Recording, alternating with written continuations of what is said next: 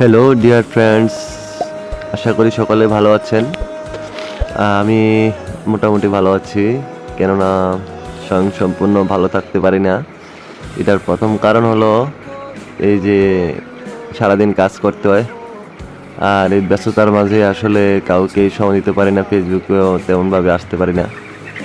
আর বিশেষ করে আবহাওয়া পরিবর্তনের কারণে আমার ঠান্ডা, সর্দি, জ্বর তিনটাই উপক্রম হয়েছে। আর এমনি তো উম, এই বৃষ্টির কারণে মানে গতকালকে আমি একটু ভিজছিলাম।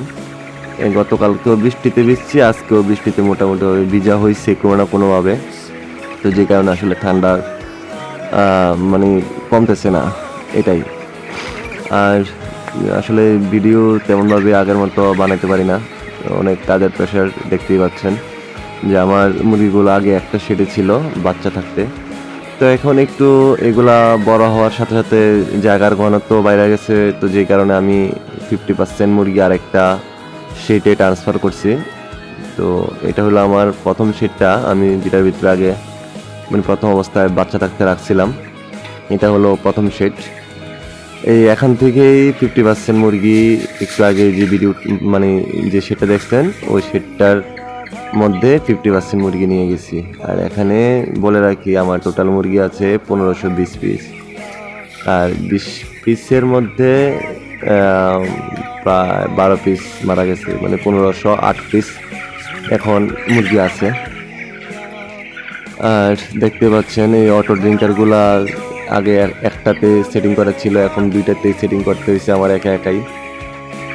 প্রথমে এটাতে আমি এক সিরিয়াল করে দিছিলাম, মাঝখানে দিয়ে শুধু একটা অটো ড্রিঙ্কার ছিল। তো আসলে আমার মতে এখানে একটা ড্রিঙ্কারে কাভারেজ দেওয়া সম্ভব না হয়তোবা, কিন্তু রেজাল্ট আমার খারাপ আসেনি। যদিও প্রথম অবস্থায় আমি একটা দিছি তখন রেজাল্ট তো খারাপ আসে নাই, কিন্তু আমার কাছে মনে হইলো যে একটা দিলে আসলে এটা হয় না এখানে। তো সেই জন্য এখানে দুইটা serial auto drinker set up করছি। আর দুই পাশে দুই ঘরে দুইটা চারটা সেট আপ করছি। তো এগুলো আসলে আমার সম্পূর্ণ একাই করতে হয়েছে, আর আমি একাই কাজ করতে পছন্দ করি। আর এইভাবে লিন্টারগুলা সারাদিন যতবারই ঢুকি একটু লাড়াচাড়া করে দিই, যাতে অ্যামোনিয়া গ্যাস সেখানে না জন্মায়। তো এটাই ছিল আজকের ভিডিও।